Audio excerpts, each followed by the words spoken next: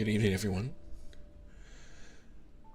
Tonight, we are diving into more of a world underneath the unseen side of Love and Deepspace. And I think we have time for about 3 chapters tonight. So let's go ahead and dive on in. Good evening, Deadly? Deadly Emok? Deadly Emok, hello. I'm glad you're here. Good evening. Sorry that I was a little late getting started. Also, good evening, Digital.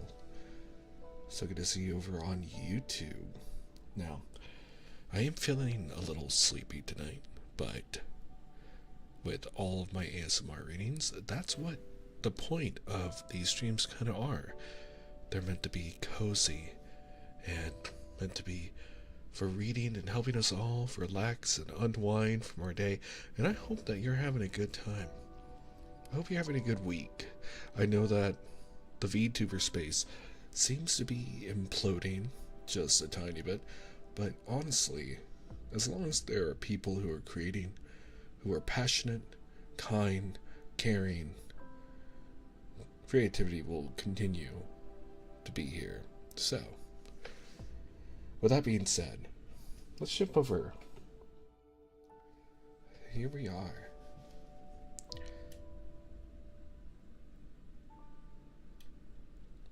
Let's see. These are great. You're doing great too. I'm glad you're enjoying them, and I'm glad you're here. Alright, so, welcome on in. We're starting tonight off with Snowy Stairs.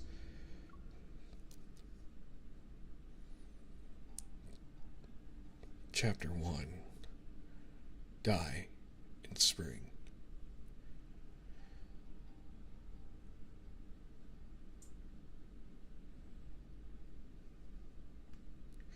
It doesn't matter if the annual salary is in the millions or if the research lab is top-notch. Without me, Carter, could say sciences have come this far. What truly drives the development of science is not experiments, but ideas. And I'm such a person. And so is Zane. That's why you need him, right? Laughter echoes in the conference room. Carter stands up, leans on the table, and tosses the contract back to the executives. If the medical genius Zane valued these things, why would he accept acts of hospital's invitation? Can a hospital offer more than our research institute? What do you suggest, Dr. Carter? I didn't get my doctorate degree. With a smile on his lips, that can send chills down someone's spine. Carter glances at the institute director, asking the question. Give me the file of Captain 607's patient. Let me try. After a round of New Year's fireworks, 2048 officially begins. During the year, Dr. Carter decided to quit school. This area of Imperial Ring Park was just a newly abandoned construction site. The property owner declared bankruptcy, and it turned out they had invested in the emerging industry of protocore technology in Skyhaven. The homeowners formed a group to defend their rights on the construction site. Carter and Zane happened to pass by and saved an elderly man who had a heart attack. After the ambulance took the man away, they sat down in a restaurant for a late-night snack, discussing the trending topic of the time, the ethics of applying protocore technology to revive dead cells. At dawn, the door of the restaurant opened again. Zane headed in the opposite direction in the morning fog, and they never saw each other again.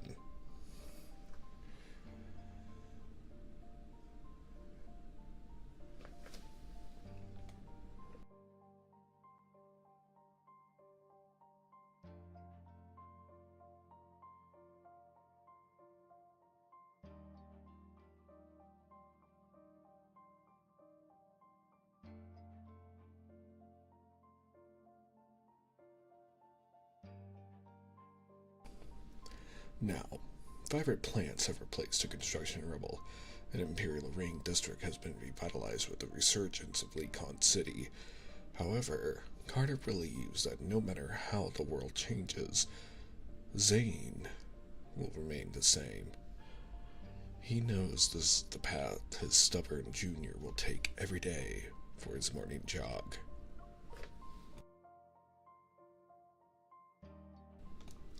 As he strolls through the park, a familiar voice is heard from behind a bush. "But you're a doctor. Play it safe, pilot." "He already passed away." Following the voice, Carter finds Zane squatting next to a crying child by a bench. The boy pulls at Zane's arm. A stray dog lies motionless in front of them. It's not breathing. "Pilot always played with me. I even bought it cookies." Pilot knows. He's very happy, Zane murmurs. He gently pats the child's head. "But I don't want Pilot to die." Carter laughs to himself and walks over to them, protocol in hand. "Hey kid, Pilot can live again with this." He casually joins in on the conversation. Zane looks up, his softened gaze turning cold at the sight of the protocol. He stands up and stares at Carter's smiling face. "Death is a part of life. We can't change that."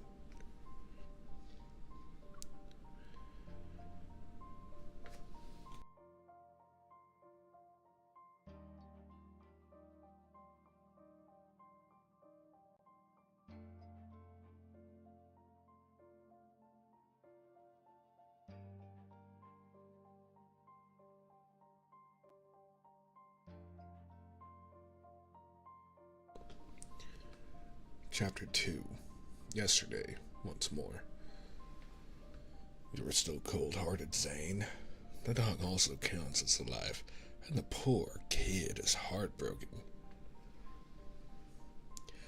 Carter follows Zane to the restaurant they visited all those years ago, which is now a fast food restaurant.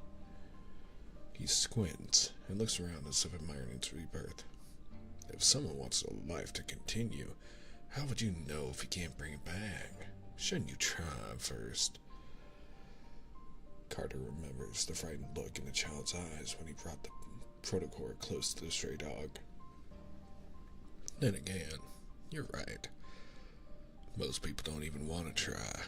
Tell me, is the natural law an unshakable moral boundary, or is it just a comforting phrase people use? His voice drips with sarcasm. "I thought I made it clear," Zane says. He places his phone on the table after ordering breakfast. "I see you haven't changed at all, Carter." No, that's very wrong. Xander Sciences has given me a lot of opportunities. Without allowing things to be dismissed, Carter takes an elegant-looking business card from his bag and slides it across the table towards Zane. "If you had kept going, maybe you would have already broken free from the shackles of the natural law," Carter says. "Zane, your talents are wasted at Axo Hospital. Xander Sciences doesn't want to see a genius like you be forgotten. The evil technology you're insisting on is so last year. No one wants an artificial lump that needs to be charged in their heart now."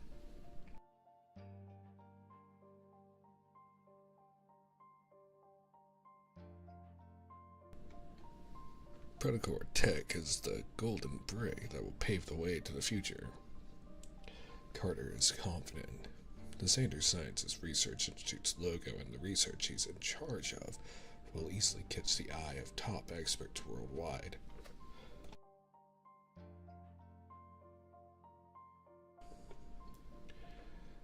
Zane doesn't take the card. Instead, he shifts his gaze to the window.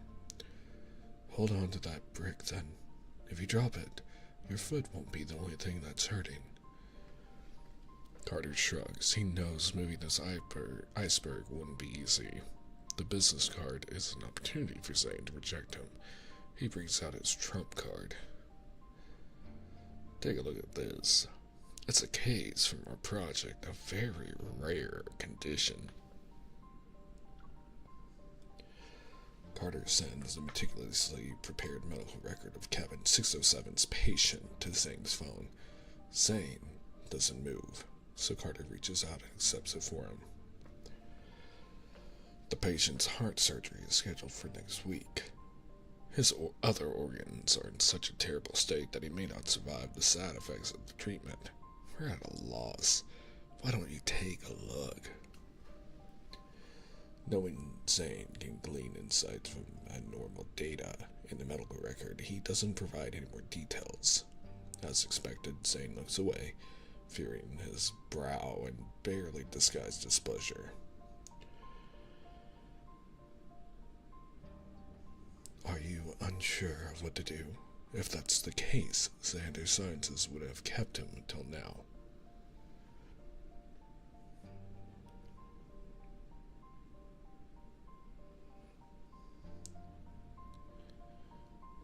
Smiling, Carter nods. That's why we need you. My skills are nothing compared to yours and Dr. Noah's. I can't be as meticulous and efficient as you. The restaurant owner brings out a bowl of sweet tofu pudding and places it in front of Zane. Carter laughs again. Dr. Noah thinks highly of you, you know. He wouldn't mention you to me and Will all the time. He would mention you to me and Will all the time back then. It made us really curious about you before we met. Eating a spoonful of his hot and spicy soup, he continues, You may not like Xander Sciences, but the patient is innocent, just like that dead dog.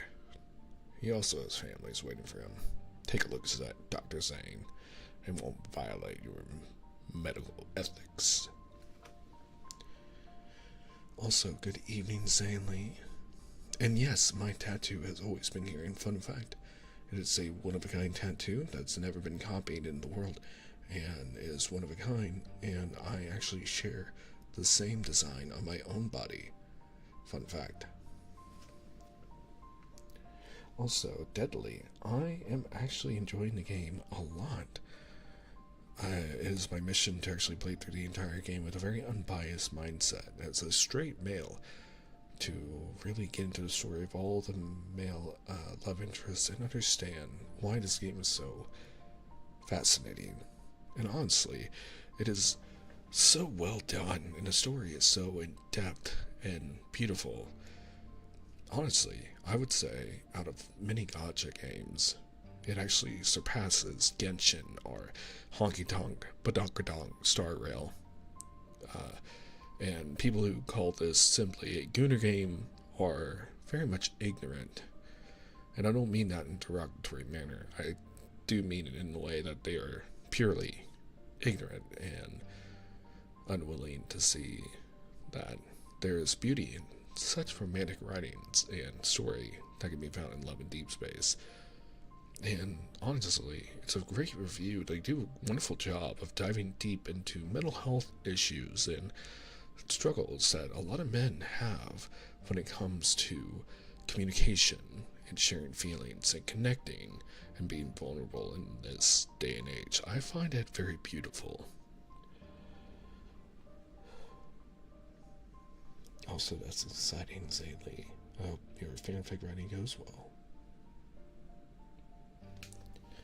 I'm gonna hydrate real quick.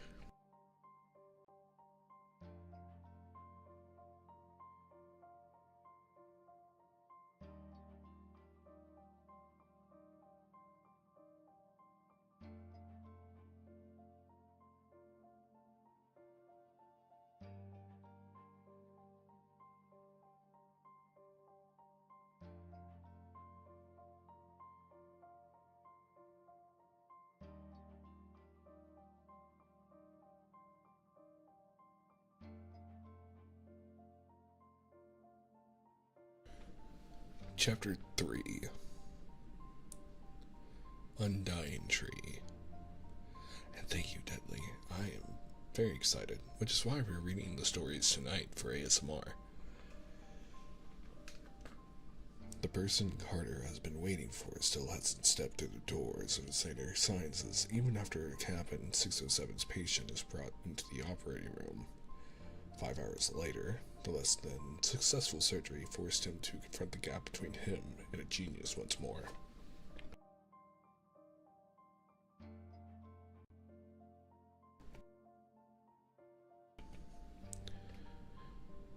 They worked on the theoretical model of this research back in school. He even outperformed Zane on this front. Yet, when it comes to applying it, things never go smoothly. Where does he fall short compared to Zane? He desperately wants to know what Zane discovered and why he stopped researching it. Dr. Carter, Dr. Zane is here. Carter stiffens at the news. He quickly raises his head, masking his frustration. By the time he swivels around in his office chair and stands up, his usual confident demeanor is back.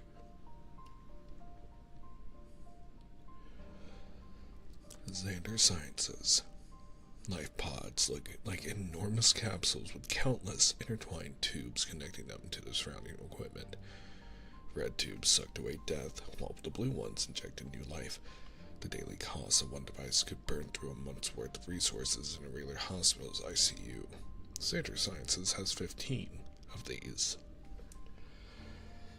Outside of cabin 607's glass window, Zane stares at the patient who's soaking in the liquid, shriveled like a skeleton. Familiar, isn't it? Carter walks up to the cabin's exterior, crossing his arms and admiring the ward that looks straight out of a sci-fi movie. You're late. His heart regeneration failed, so we had to put a new one in to keep him going. How did you perform the surgery? You'll know everything if you join us, though. Actually, you won't struggle with this conundrum. You might be the one most familiar with it. Zane being here means there's hope. Feeling he has the upper hand, Carter teases him. Remember the project we worked on for several years at school? The same one you stopped? I brought it to Xander Sciences. Now, it has a name. X-Heart. Zane frowns. Have you conducted animal experiments with it? Of course, we've completed all the standard procedures. Otherwise, I wouldn't have invited you. When he was admitted, he only had less than 6 months. It's been 2 years now. This is what I offered him, and he's happy to be a pioneer. But I get it. You're the genius here. I only implemented a genius's great ideas. After a moment of silence, Zane speaks again. Have you seen William since then? He died at Mount Eternal. You were closest to him in the team. Carter doesn't understand why Zane has to bring him up. After some thought, he guesses Zane wants to bring attention to his death. Mount Eternal, huh? The view's good there, but there was an anomaly with the Wanderers a few years ago. Before he can finish, Zane gets up and leaves. Carter quickly follows him. Wait, aren't you here to join us? Zane keeps walking, pulling out his phone. I'm here to warn you. Hiding a Trojan horse in the medical record you sent can easily get you arrested. Carter watches as Zane walks further and further away. Unmoving as always, his painstaking efforts are apparently worthless in Zane's eyes. In the empty corridor, Carter clenches his fist, unable to hold back his words. Zane, I'm giving you an opportunity. You better consider it. Our job is to save people. If we can control life and death, why shouldn't we? Don't you remember what we thought every time a surgery failed? Give me another chance. Wait, hold on. Don't you remember what we thought every time the surgery failed? Give me another chance. I could save him if I had another chance. This is the chance we've always wanted. There is no we, Zane replies. Do you remember how happy everyone was when the experiment worked? It was like a message left by God. And now we can finally respond, Zane. Do you believe in God? At the end of the corridor, Zane finally stops and looks back at him, his hands in his coat pockets. You're crazy.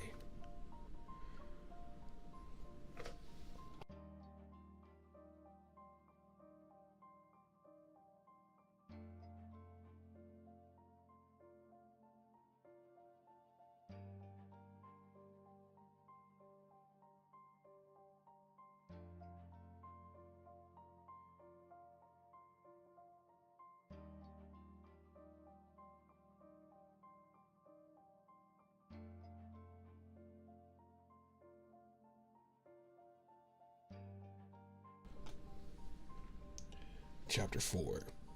Gone. After leaving cabin 607, Zane walks to the elevator. The sound of rolling wheels comes from an unassuming door next to him. Through the small window, he can see a hallway. A metal cart used for waste disposal passes by. There's a lifeless hand poking out from under the white cloth. Make way. A simple-looking couple blocks the cart. The masked researcher sounds exhausted and tries to push the cart forward. Isn't this what you agreed to when you accepted the Institute's donation? Once they select him, we have full usage and disposal rights. He's gone now, so there's no need to play the part of a dutiful parent. The woman tightly clutches the cart's iron rails. She's almost kneeling. But he's our son. Please, let us see him one last time. We promise we won't tell anyone. Just so you know, he came straight from the operating table. He doesn't have a heart anymore. Do you still want to see him? Excuse me, Zane says as he opens the door. Could you leave him with me for a moment? Over the past few months, Zane has become well known in Xander Sciences, so the researcher recognizes him. All Zane wants is a clean room and a set of surgical tools. The researcher hesitates. It's a favor that can be easily granted.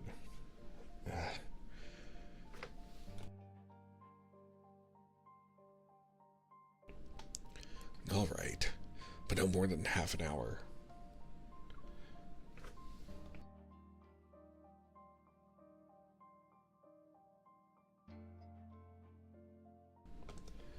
After a while, the young man who had lost his heart finally appears before his parents in a clean, intact state.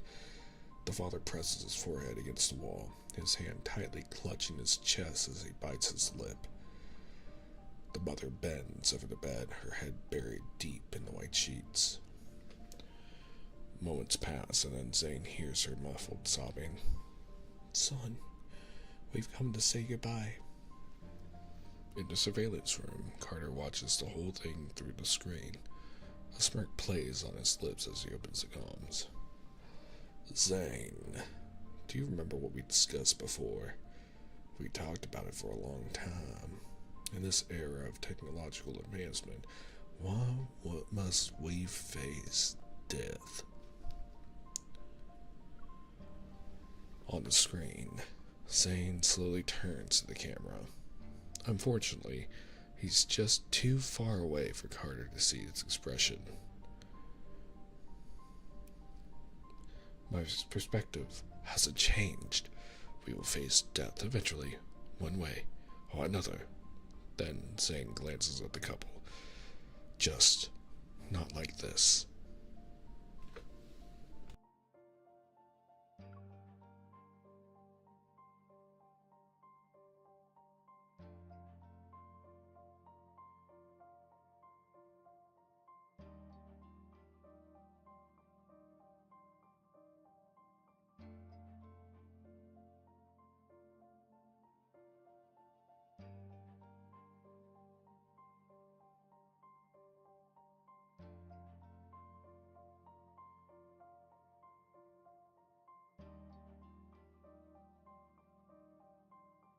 Thank you for that, Pat. Thank you.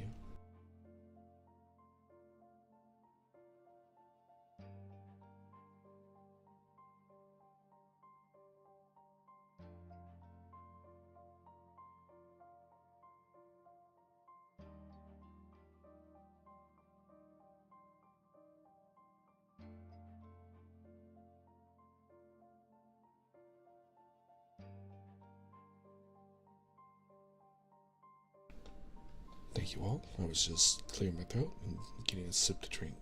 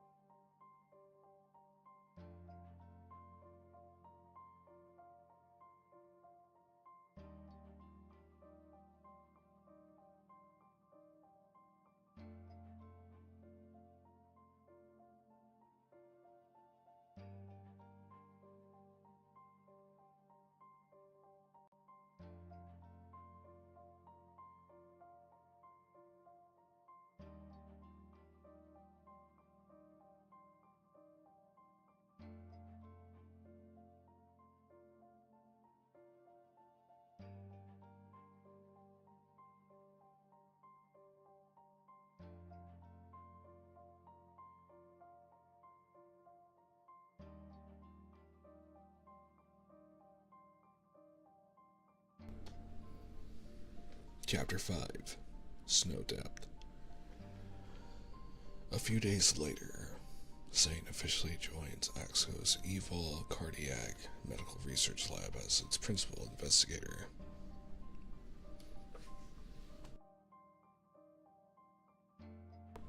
The night before, Carter sent him a congratulatory message and told him about the death of the patient in cabin 607. His name was Felix, only 45 years old.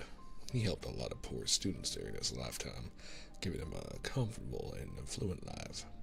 He also allowed them to participate in a great experiment near the end of their lives. What a shame. Despite Xander's sciences sparing no expense to keep him alive, he still passed away after 2 years. But don't you think this is just the beginning? Zane doesn't reply.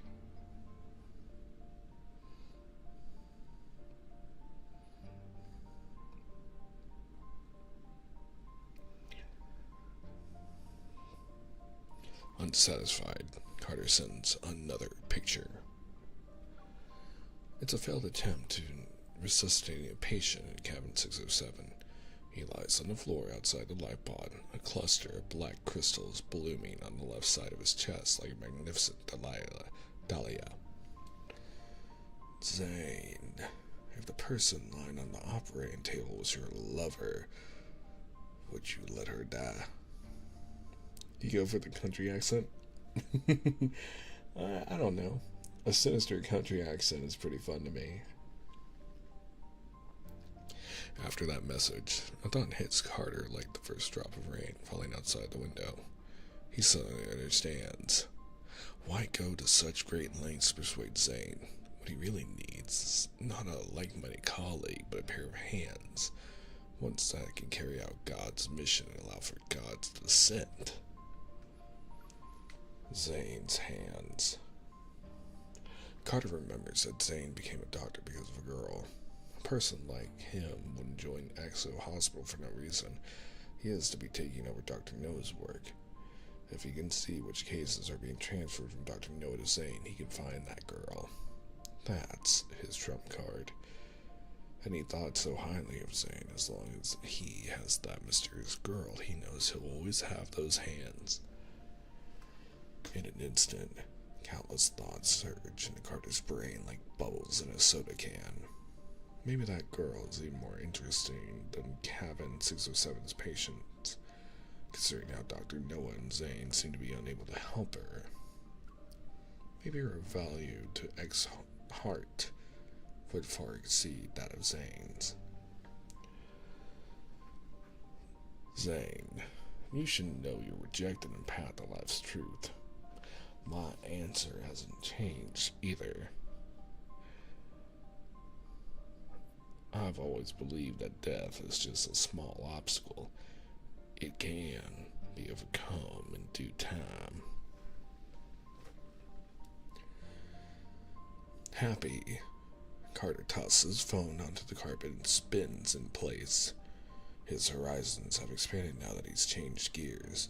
He pours himself a half glass of wine in celebration and raises it to the highest point of the city lights as it's soaked in heavy rain. A toast to humanity's greatest dream.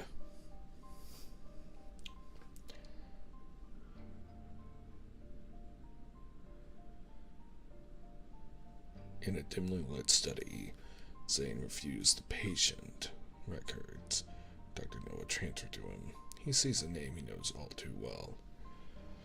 He recalls the conversation he had with Carter back in med school. They sat across from each other at the restaurant. Zane had stared at his senior as he was about to eat. Even if we can avoid death, we still need it, he said. Now, Zane rubs his temples. He stares at the name for a long time. Then he takes off his glasses, leaning back slowly in his chair. As if time and space intertwine, Carter's indignant voice rings in his ears and questions him once more. Would you use everything in your power to prevent your loved ones from dying? Of course he would. Zane answered his question countless times in his heart, and no matter how many years have passed, his answer still hasn't changed. He would do everything he could to prevent her death and save her. But the night is long. The fog is dense. If the end of the road is truly what's left, Zane closes his eyes. At least he still has another option, his last one. And before the storm arrives, he only hopes he can walk a little further on this rugged path. He could also hold her hand and resist the avalanche onslaught of selfish wishes, all together.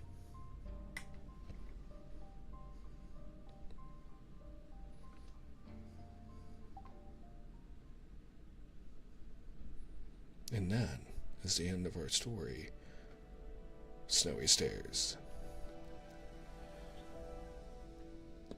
I'm going to take a quick little sip break just to refresh my voice, and then we'll move on to our third story, Bouquets and Dirges.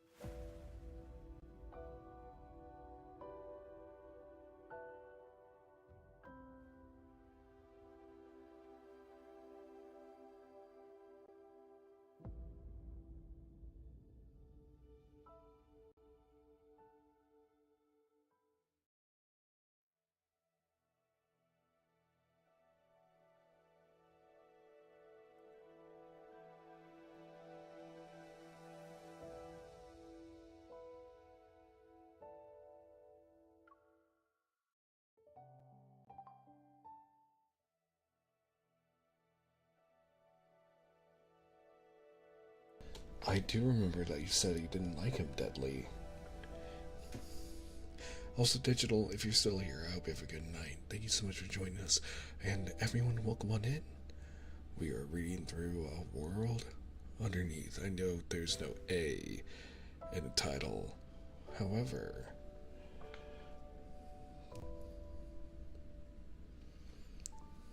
one second.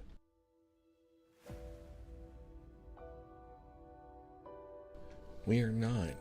I know there's no A in the title of A World Underneath, but that's just what I'm calling it. It just flows better. But we are reading through the stories of A World Underneath from the game Love and Deepspace, the unseen side, a series of stories written out in lore, expanding what we don't know about the love interest's past and why they love the MCs so much.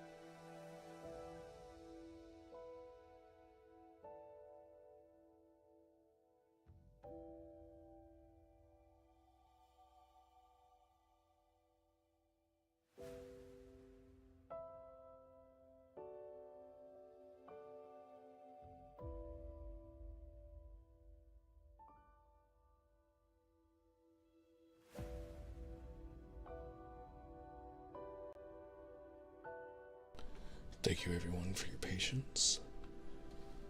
We're tuning in. I thought I felt someone tune in. Hello Chaka, welcome on in. It's good to see you. Welcome to our ASMR bedtime story reading of A World Underneath, the background stories of the love interest of Love and Deepspace. I'm just free hydrating and not at all messaging people outside of stream.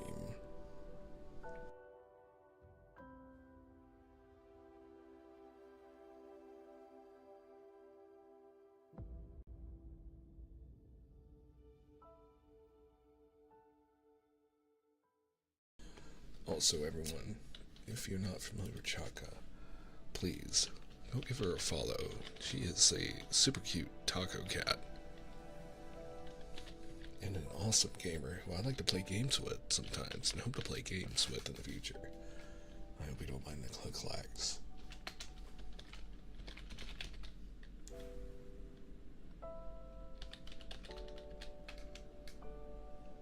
That's right, taco cat. Very cute, very sweet. Highly recommend. And here is a copy of a link for you to YouTube chat.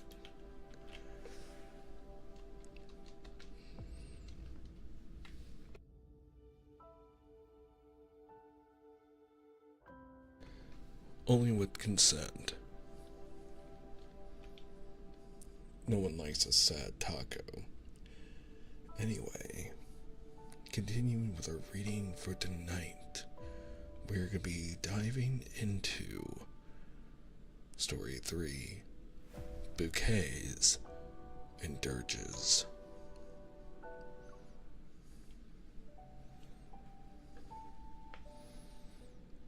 This one is for Talia. On the trellis there are emerald-colored vines. Raphael holds one of them. Soon, this garden full of exotic plants will be the place where Talia and her lover will hold their wedding. Not bad. It matches the design of the necklace I gave her.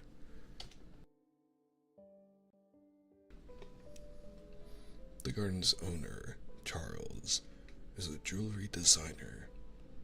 He enjoys gardening in his spare time and has done conservation work for endangered plants and animals. This is how he had met Raphael.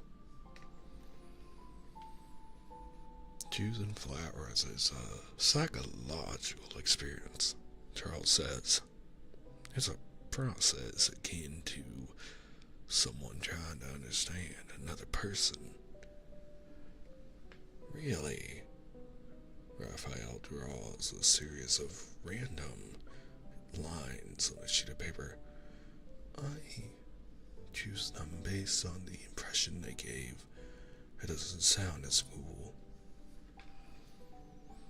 People have also said that giving flowers to a lover is a surefire way to their heart. Charles remembers a girl he caught a glimpse of in Raphael's photo album. If you ever want to do that, you're welcome to pick any flowers from my garden. Stop reading stuff from those weird articles. Charles shrugs and responds with a helpless smile after being teased. He walks back through a path that's adorned in a faint floral fragrance. When he returns, he hears a conversation between Raphael and Talia. Are you really not going to attend? It's my wedding. Nope. The aloof artist continues to doodle. His phone is on speaker, and his responses are quick and simple. If Charles wasn't doing a commission for Talia's wedding, he would have believed Raphael. But I finally found someone I like. You said that the last time. And how long ago was that? Why are you so stingy with your blessings? I blessed you when you made the pact. Any more would be pointless. What do you mean? Not everyone is as lucky as you. I'm hanging up. Raphael ends the call and hands the sketch in his hand to the jewelry designer. The once chaotic lines are now in an elegant yet fancy bouquet. A pencil may not be able to display any color beyond black, but Charles can still imagine the blue that Raphael chose earlier. He carefully takes the sketch and hands over the necklace design. This is from the plan we previously agreed upon. The gemstone is Talia's favorite and matches the color of her wedding dress. Before he can finish the sentence, they hear Talia's laughter from Raphael's phone. Raphael's expression changes as he realizes this call is still going. Talia sounds even happier than before. I knew you wouldn't disappoint me. I'll be waiting. See you then. The call actually ends this time. Charles chuckles and ignores Raphael's annoyance. There's no point in hiding it if you're going anyway. He points out a few modifications about the gemstone setting to Raphael. You put a lot of care into the details. I'm sure my plan will be harshly criticized. Raphael lowers his gaze and doesn't reply. Charles thinks he's maybe thinking about his lover. Sensing that Raphael has no intention of responding, he changes the conversation topic to the necklace's color scheme.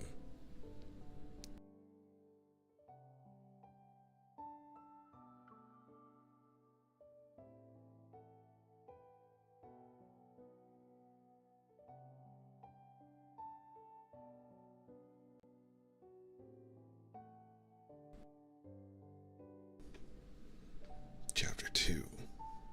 Wedding. Passing through the archway, decorated with emerald vines, Raphael reaches the central fountain. The relaxed atmosphere in the garden makes him sigh, even though it's what he had expected. He picked out 2 suits for today, but after a few minutes, he ended up not wearing either. Instead, he chose comfortable, casual clothes suitable for dancing, which turned out to be the best choice. If Raphael wore a suit, he would have been teased by Talia, the same person who's wearing a simple dress and dancing barefoot on the grass. He's too plain. If he fell into a pond, let alone the sea, no one would be able to find him. Our Talia is the most dazzling pearl in the ocean. If you could find her, wouldn't you be able to find him too? At a small round table, a group of Lemurians are whispering to each other. Raphael turns to see a familiar face he hadn't seen since the disaster. He cheerfully plays an ancient Lemurian instrument, a happy melody flowing from his fingertips. Thank your friend for me. His garden is beautiful, Talia says to Raphael after she makes her way through the crowd to him. He was kind to let us hold the ceremony here. Raphael's gaze shifts to the man not far away from Talia. He doesn't mind. He likes whatever I like, she says. She spins around in front of him. Her flared skirt twirls, making her look like a graceful swimming fish. He designed this for me. It's pretty good, right?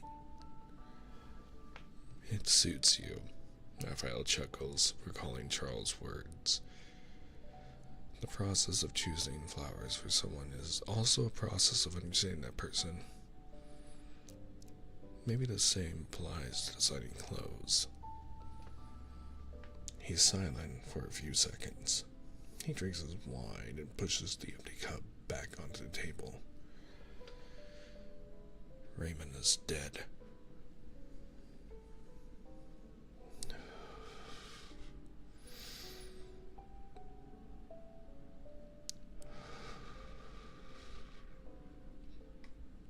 Talia takes a deep breath, a smile blooming on her face.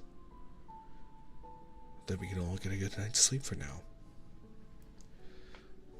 Yeah, for now. She understands the emphasis of Raphael put in his words. Crossing her arms, her gaze wanders over the singing, dancing, chatting people. Guess you don't want fleeting happiness. Raphael subtly turns away. To avoid Talia, he inevitably has to look at the guests attending her wedding. Almost All the familiar and unfamiliar Lemurian survivors are present. The music is harmonious and the singing is rich, but every smile seems to be covered with a gray veil. Then he hears Talia's melodious voice again. I'm getting married not because I've forgotten the past, but because I want to live in the present. Look at every Lemurian here. They're all looking for an anchor, a reason to live. I've found mine, and others have found theirs, Talia says, her eyes lock onto Raphael. But there are still those who don't realize how important it is to have an anchor. Raphael shakes his head. Lemuria is more important. Lemuria will always be important, Talia puts down her glass, looking serious. But what about you? When your own heart is devouring you, is there anything that can pull you back? Can you really let her go? The light in Raphael's eyes dims at her last question. Raphael, have you ever thought about your own wedding? He's silent for a while. Then he takes off the boutonniere from his chest, places it on the table, and turns to leave the bustling scenery that doesn't belong to him. No.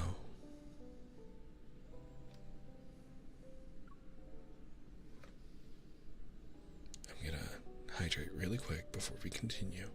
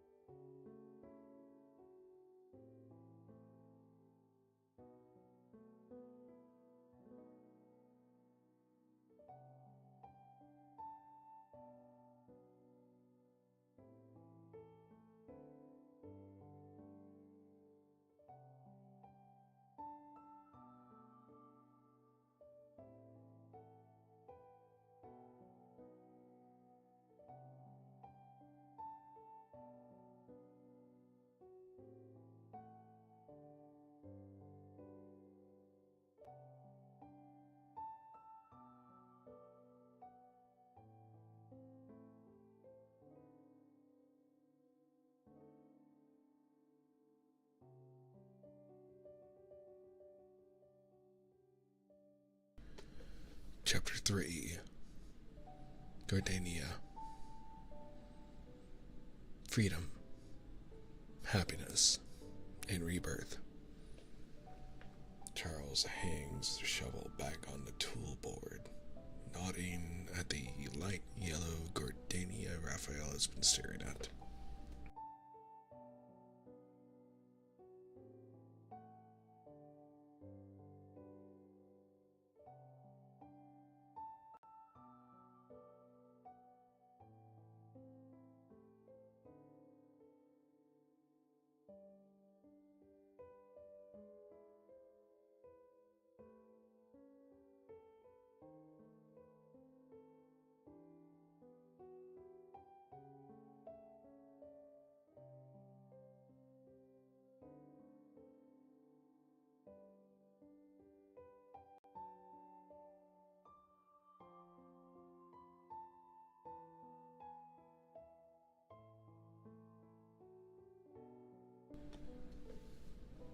That's what it means in the language of flowers. Are you giving it to someone? Relative's daughter. Raphael stands under the courtyard door's eaves, tilting his head to observe the flower's petals. Can you tell me what it means again?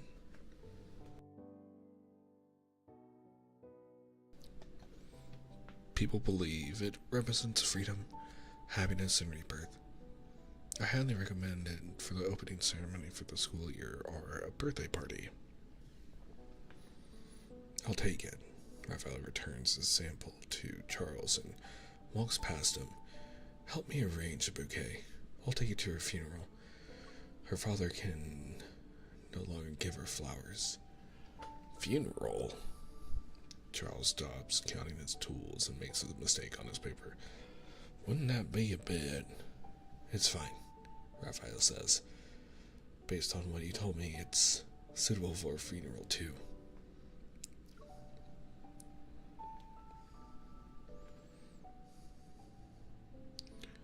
Chapter 4. Lament. Raphael crosses the courtyard as it's bathed in a golden glow. He walks through the corridor where Raymond's glorious deeds are being played on a loop on a digital screen. Then he arrives at Raymond's house. Raymond's funeral is being held in the living room. At the entrance, the butler mechanically takes the condolence money from the mourners. He looks stiffly and professionally ahead until Raphael passes him. He narrows his eyes and quickly sizes Raphael up, seemingly surprised by his presence. Raphael ignores these malicious glances and walks straight to the center of the hall where the glass fish tank is placed. He pauses for a second or two in front of the mermaid skeleton inside, then turns to Raymond's coffin and stands with the others.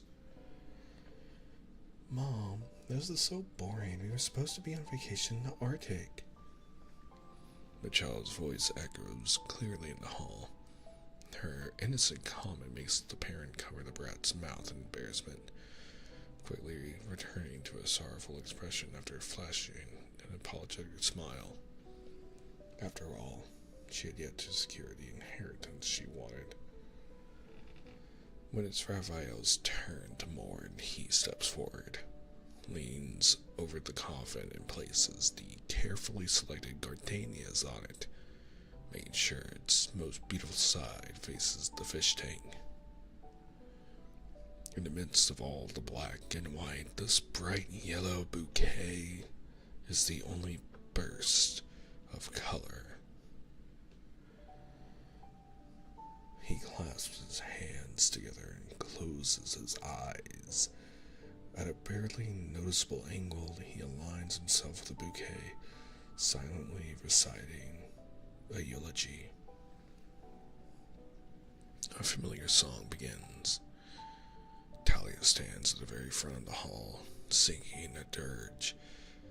Raphael opens his eyes. The dazzling sunlight passes through the fish tank, and the skeleton inside silently gazes at the sky in a forever frozen pose. He knows who Talia is singing for, just as she knows who Raphael came here for. Murderer! You murderer! As Raphael is about to leave, an elderly woman suddenly pushes through the crowd. She rushes out of the hall, pointing at his retreating figure and screaming at the top of her lungs. My boy was only 39. It was supposed to be a time for rebirth, a fresh start. But he died because of a stupid, frivolous painter. A painting that doesn't make any sense. Raphael, you killed my son. Like sharks smelling blood in the water, the reporter's cameras instantly surround him. The mourners in a darkened hall look on excited, yet they also carry the right amount of regret. No one steps forward to intervene. The child, who wants to go on an Arctic vacation, watches with interest, standing on her tiptoes to take a lollipop from her mother. How sad. With her son dead, the anchor that held her up was taken by a dark tide. Raphael calmly looks around the room full of cameras and leaves.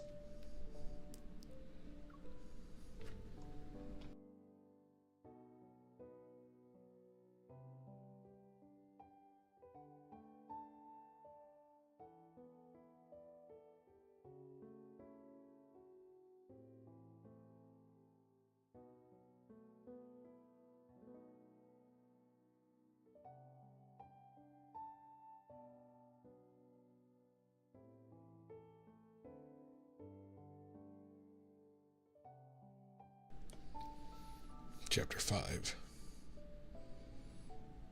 Bouquet. Oh, 1 second. I'm gonna hydrate really fast and then we'll continue on with Chapter 5.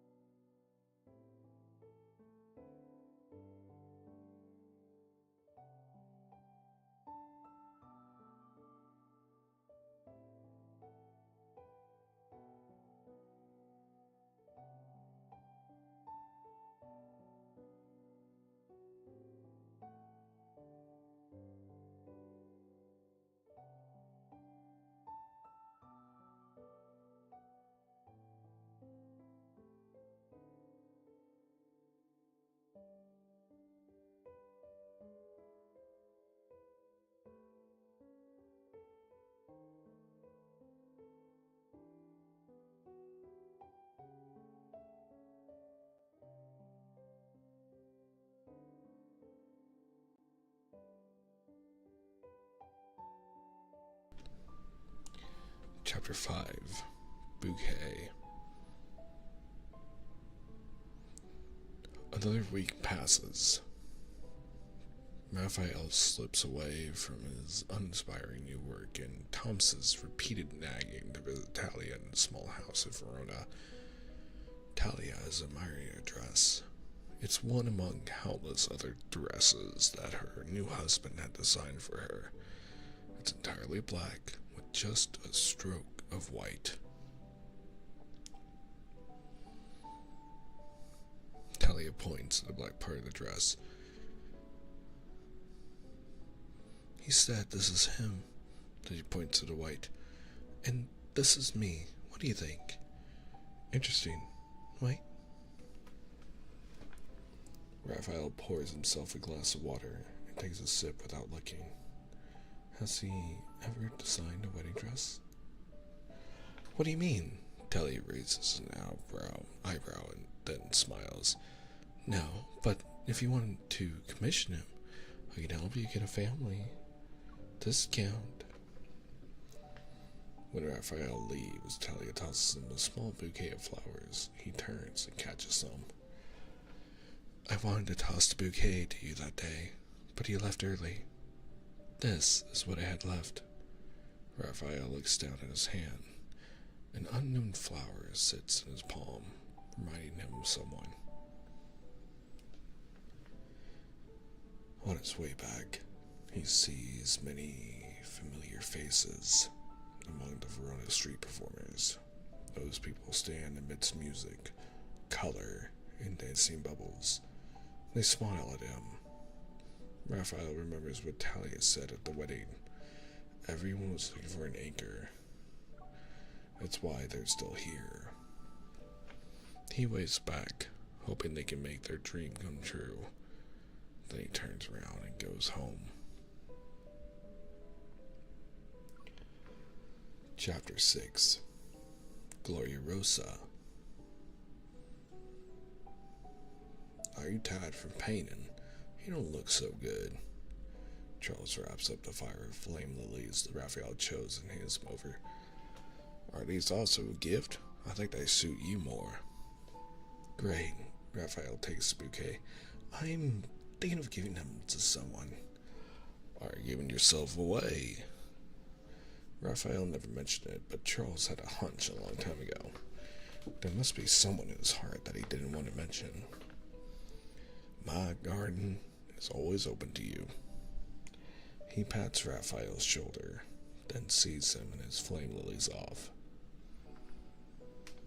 The flowers are light, their weight in his hand almost non-existent. He walks for a long time after leaving the garden, but he still hasn't decided whether or not he should give this bouquet away. he hasn't come up with a good excuse either. When your own heart is devouring you, is there anything that can pull you back? He remembers the question Talia once asked and avoids the underlying meaning. Can this flame lily bouquet become his anchor? He's not sure. Under the night sky, the black waves haven't fully rolled in. For now, he still has a chance to get a good sleep. Until he must face the never-ending tsunami in his dreams alone. And that, dear listener, is the end of this story. Thank you, Natalie. This story is quite sad. You can tell he wants the MC. But our next story is our fourth story for the night, which is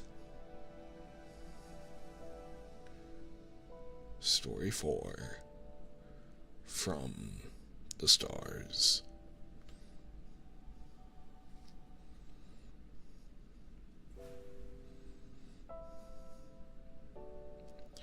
And I believe, for pacing of our readings, I will make this our last story for the night.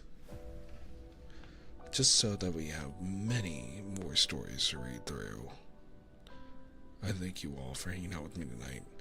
Our next story will be our last, but I'm sure it'll be exciting. So I'm going to hydrate and stretch really quick, and I'll be right back. No ads are going to play, so don't worry.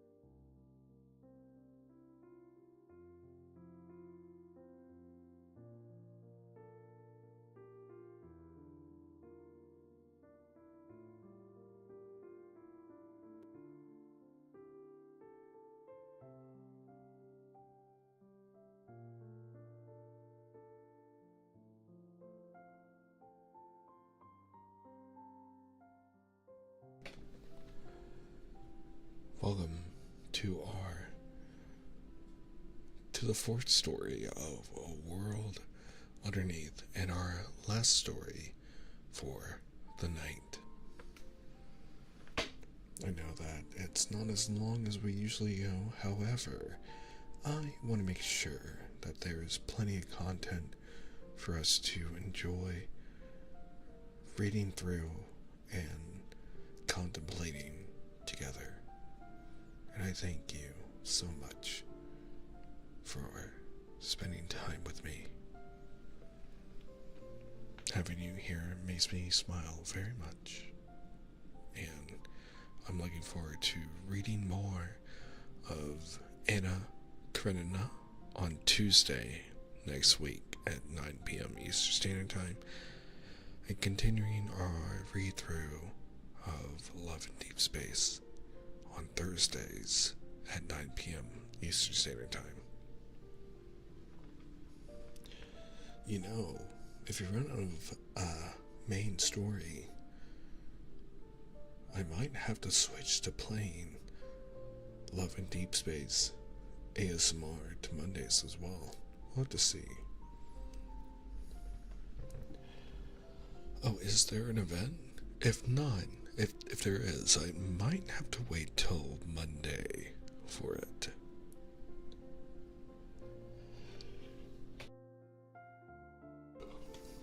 But I will make sure to grind it if the new event starts tomorrow. I forgot to actually roll on the wedding banner on Monday. How scandalous of me. I apologize. But without further ado, let's go ahead and jump into our final story tonight.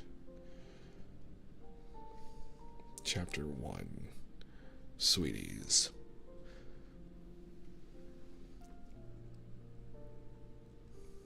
I will definitely react to it on Monday. On Monday, we'll all react to it. I can't wait to. I'll save it till Monday. Also, Lori, hello, and Chicken Witch, hello. It's so good to see you all. Chapter 1, Sweeties, 2033, Summer. 1 salted egg yolk cheesecake and 1 chocolate chiffon cake. Jeremiah, standing by the counter of Sweetie's cake shop, leaned slightly forward as bright eyes followed the girl behind the counter. You've been coming here a lot recently, Jeremiah. Are you addicted to the cakes now? Jeremiah's eyes dart around as he reveals a slightly goofy smile. Maybe. 2 boxes of beautifully wrapped cakes are placed in front of him. Jeremiah pays, then pushes the cheesecake back. This is for you. The girl is taken aback, a hint of surprise flaring across her face before she quickly recovers. If you keep doing this, my boss will say you're playing favorites. He'll be upset you're only treating me and not him. She turns to look at the middle-aged man behind her, who's busy decorating cakes with a piping bag. She turns back and shrugs at Jeremiah. It's a secret, Dan, Jeremiah whispers, leaning closer. This is Jeremiah from the Planetary Shuttle Squad 2, requesting a secret cake exchange with Squad 1 member Bella. Please respond. Over. The girl chuckles, then quickly covers her mouth and whispers, Squad 1 Bella, message received. Beginning cake transfer over. Okay, Jeremiah, your friend's still outside. Don't keep him waiting. I'm going, Jeremiah says, his tone suddenly a little awkward. By the way, you haven't forgotten about the dinner at my house on Sunday, right? Ding, ding, ding. The door of the cake shop closes. Xavier, who had been waiting for a long time, glances at Jeremiah. I thought you said you couldn't get used to Earth food. Oh, Jeremiah says, waving his hand. I bought it for displaying purposes. Xavier raises an eyebrow. Before he can say the words Jeremiah knows is coming, Jeremiah quickly pats his shoulder. Come on, teach me how to make some earth dishes. You've been researching recipes recently, right?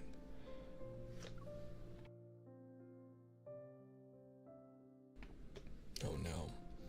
Apparently we should not trust Xavier with kitchens at all. Bella loves marigolds. This is chapter 2, by the way. Home. Bella loves marigolds.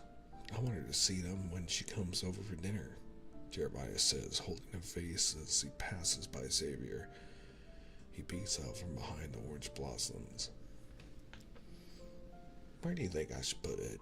At the door? By the dinner table? Or on the balcony?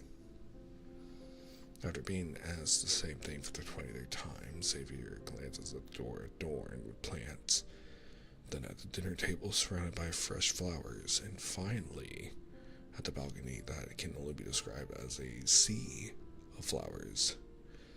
I think there's no space. Really? Baffled, Jeremiah looks around the house he rented a week ago.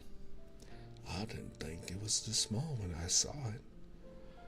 You could hold it, Xavier suddenly says. Huh? Hold it, and give it to her when you open the door. Jeremiah scratches his head. Oh, we're just friends. I don't want her to misunderstand. He turns to Xavier with a playful grin. Have you used this trick before? Xavier glances at him. What? What do you mean, what? Don't play dumb. Jeremiah nudges him. Xavier walks to the sofa, picks up a magazine, and sits down. Fine, don't tell me then. The oven in the kitchen signals the food is ready. Jeremiah insisted Xavier stay for the dinner he set up to greet his friend. His reason, it adds a human touch. Wearing oven mitts, he takes out the baked cheesy rice and sets it down in front of Xavier. Bella says that since we met, we should make a mark in each other's lives. Otherwise, there's no point in meeting. Suddenly, it starts pouring outside. Xavier stares at the drenched sky and silence envelops the room. Come on, help me taste this. I've been taste testing this for the past few days. I can't even tell if it's good or bad anymore. Xavier looks away from the window and scoops up some rice covered in cheese and tomato sauce. The spoon is connected to the bowl via a string of cheese. It's alright. Needs a bit more salt. Really? Jeremiah frowns, eating a spoonful himself. Even after coming with the backtrackers to this place over 200 years ago, he still can't fully understand the diverse tastes of Earthlings. But since Xavier suggested it, there must be a reason. He nods. I'm just treating her to a meal. When Isaiah was looking for us before, she helped cover for me. I know nothing can happen between us. We don't age the way people here do. It would be fair.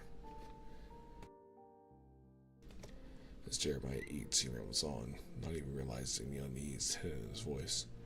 Don't worry, I don't have any ulterior motives. Besides, I haven't finished my main task yet. I'm the one who has to fix the spaceship's launcher, right? The rain outside is relentless. Through the window, the raindrops seem to be capable of piercing through anything. They crisply pitter-patter as they hit the glass. Xavier puts down his spoon, wipes his mouth, and stands up. Forget it. You haven't fixed it in 200 years. You might as well focus on dating. What? In a flash of light, Xavier disappears along with the newly modified accelerator Jeremiah had on the table. He sighs and takes the dishes back to the now empty kitchen. This one told him hundreds of years ago, back when the Trace Back 2 was riddled with holes from an asteroid as they were in cosmic turbulence, he would face the mundane problem of greasy dishes. He would have laughed. He understands Xavier's indifferent reaction. As the leader of the backtrackers, Xavier must have seen more of his former companions leave compared to Jeremiah. Asteroids, turbulence and the collapse of wormholes can tear traceback 2's team apart. Was Xavier there? They managed to break through the universe's most impregnable space-time barrier. Yet, such an invisible team eventually dissolved in the mundane times of this era. From a loved one handing them flowers, the radio behind Jeremiah switches from its regular program to a news broadcast. The year isn't over yet, but we've already predicted that this will be the heaviest, most widespread rain.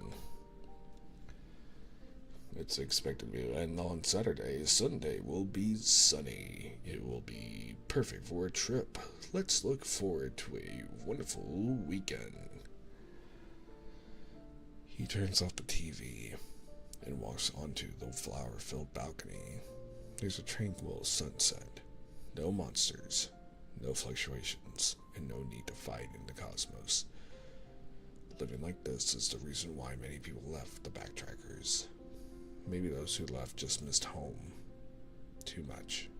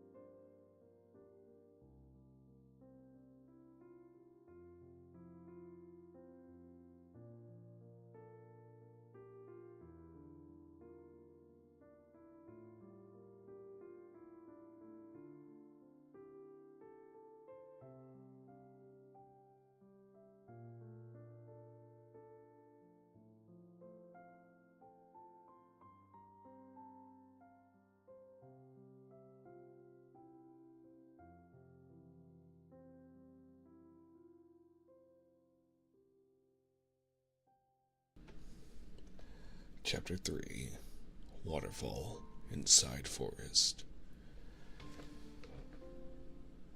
After leaving Jeremiah's fabricated home, Xavier walks into the moonlight to a secluded forest on the city's outskirts. Behind the dense forest in the signal blocking zone is the largest cosmic signal transmission and reception station. It was secretly built by Legon City. He could technically teleport to any place he had been before he's in Evolve, but he always slows down when passing the signal station.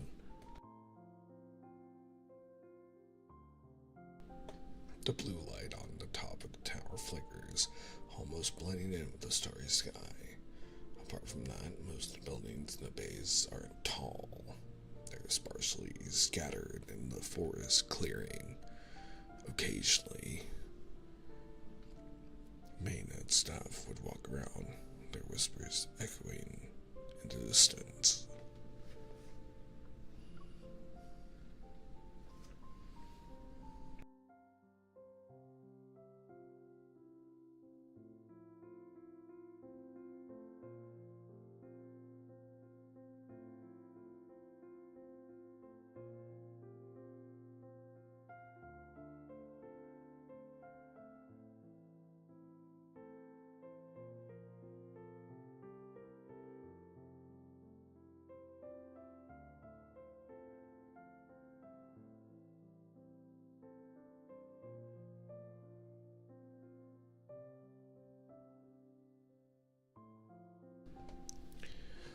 These faint sounds are as comforting as the cosmic white noise they heard when they traveled through unfamiliar galaxies.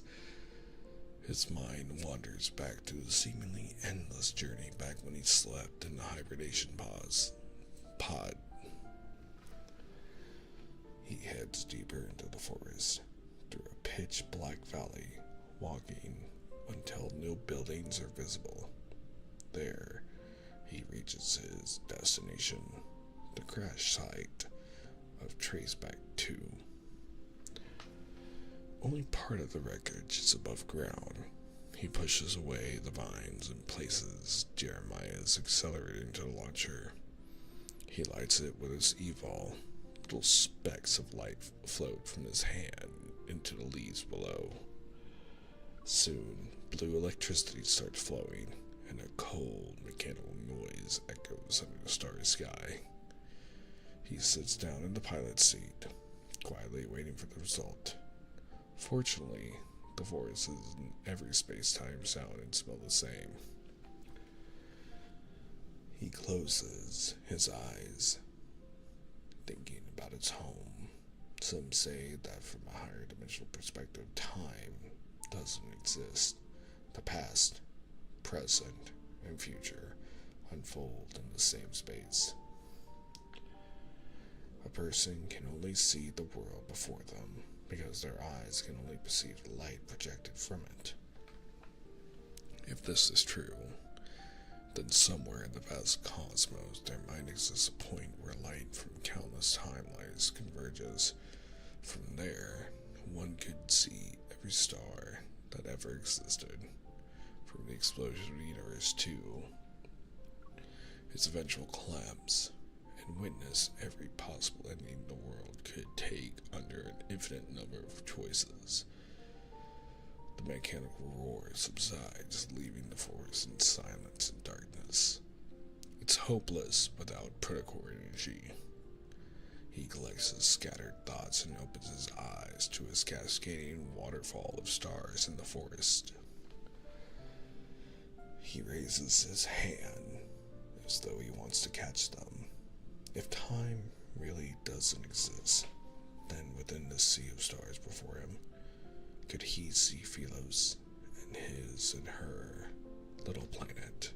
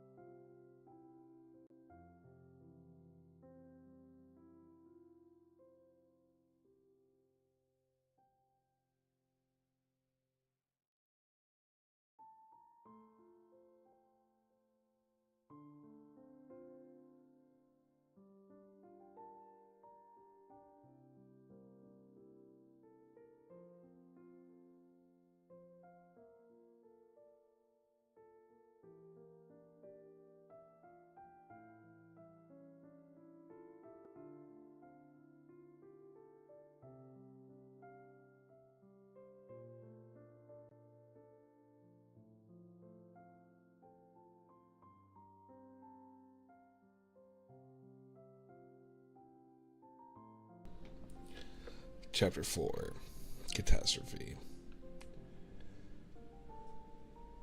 A year passes. Jeremiah still hasn't found a suitable power source to start the spaceship. The rented home gradually became his real home.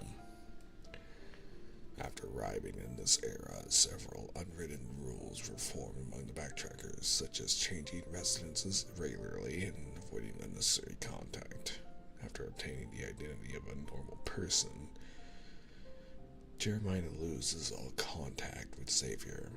He did look for him many times privately, but in a way, he feels as though this fruitless search might be better. Whether it's because of guilt or not wanting another traitor like Isaiah to trouble Xavier, he doesn't know. Besides, with his current appearance, gloves, and an apron, he really wouldn't know what to say if he were to meet his former captain.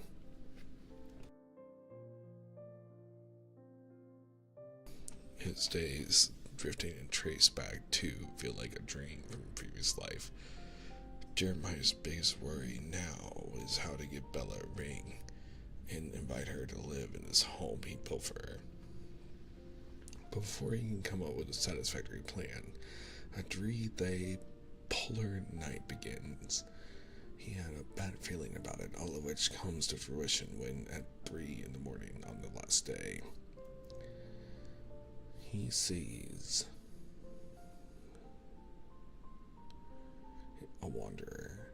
It pierces through the skyscrapers of Legon City like a meteor, shooting right through the psychological defenses of its citizens. People have never seen such a monster captured by death as they're enveloped in fear.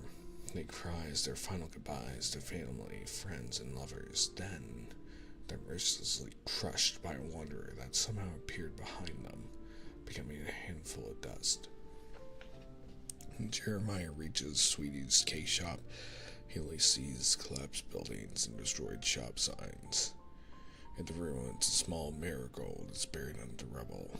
He doesn't dwell on it for long, quickly realizing he's perhaps one of the few people who knows how to defeat these monsters, but when he tries to shatter the Wanderer's protocore, as he done when part of the Order of Lightseekers, he finds no weapons at hand or within sight. This era is far behind the level of technology they had on Philos. His peaceful life has almost made him forget how to fight. As the monster's roar reaches his ears, he rolls over and watches helplessly as the marigold disintegrates in a dark blue energy wave.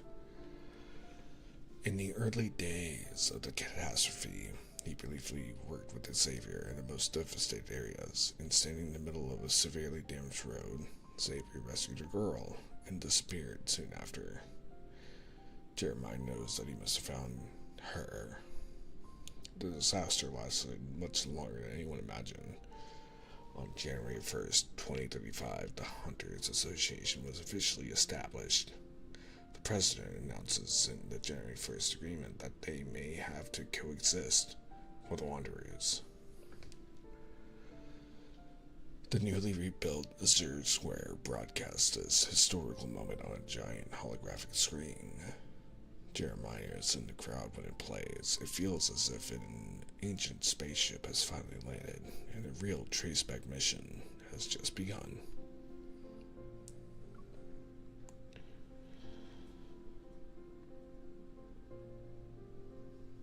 Chapter 5, Philo. In 2037, Legon City mostly rebuilt itself at an almost incredible speed. After mastering the purification and use of protocore energy, it's even more prosperous than before the disaster. Xavier walks around a corner and is hit by a floral scent. He looks up to see a flower shop called Philo. Its golden marigolds spilled out onto the street. It's all very familiar. He vaguely remembers this used to be a cake shop. The shopkeeper, carrying a potted plant, pushes open the glass door. His grin is caught in his throat at the sight of Xavier. I bought this place, so I'm living here now. The backyard is the greenhouse, and the 3rd floor is the workspace. Jeremiah invites his long-lost friend into the shop and serves 2 cups of hot tea. the spaceship still answers. Did she eat dinner at your place that weekend? Xavier unexpectedly interrupts him with a long-lost memory, leaving Jeremiah somewhat at a loss. Ah, you mean Bella. He scratches his head. She did, and she immediately knows that I rented the house. Bella said no one would clear out a house until it's only filled with flowers. She knew who I was from the start, and she said she saw me when she was a child. She also said she'd like to see my real home if she could. Jeremiah touches a small ring he wears on a necklace as he speaks, then he tucks it back into his collar.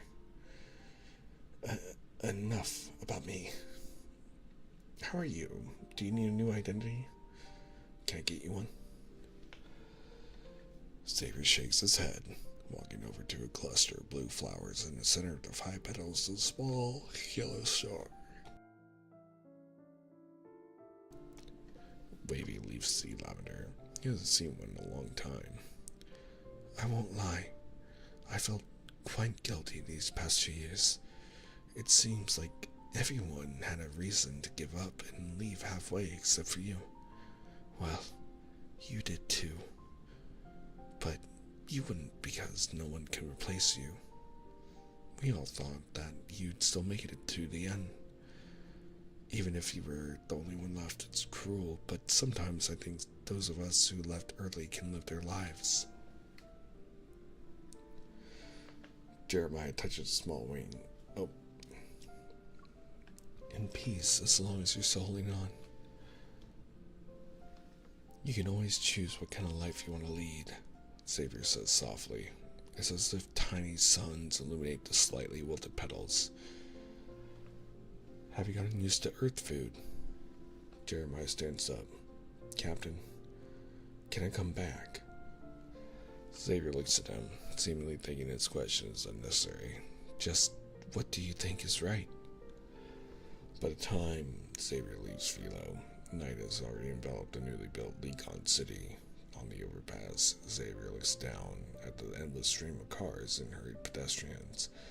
Everyone is absorbed in their journey, and not a single person pauses to gaze at the stars above. Of course, it's late. Everyone is rushing home, like how all life ultimately returns to where it came from. No matter what he chooses, his fate always remains the same. Xavier, you already found her, right? So, why don't you settle down somewhere? As he leaves, Jeremiah's words echoes in his ears. His gaze falls on a distant cityscape. Over the years, the light pollution in Lekon City has become increasingly severe, making it impossible to see. He remembers the waterfall of stars he had seen deep in the forest. That's his last memory of his distant homeland. Maybe this time he could settle down. If possible, he wants a place where he can see the stars. And that, my wonderful, beautiful chat, is where we are going to be ending tonight's reading. Again, I'd go further, but I'm trying to be very proactive on the amount of content that we have. Now, we will return to our normal ASMR schedule, which means tomorrow at 10 a.m. Eastern Standard Time, we will be continuing our voice acting and storytelling of Persona 5, The Phantom X. And then, if you want more Love and Deepspace playthrough, Monday at 10 a.m. Eastern Standard Time, we'll be playing more.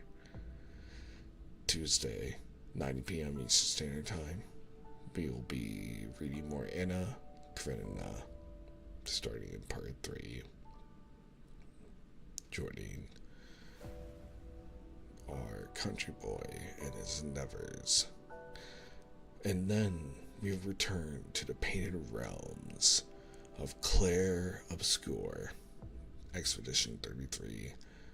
That's right, instead of Haunts games, we'll return to a beautiful, beautiful story of the French. Thursday, we will come back to the world underneath of Love and Deepspace at 9 p.m. Eastern Standard Time. And then next Friday, as well as Friday, again, 10 a.m. Eastern Standard Time. Persona 5, The Phantom X. No, we're not raiding out tonight.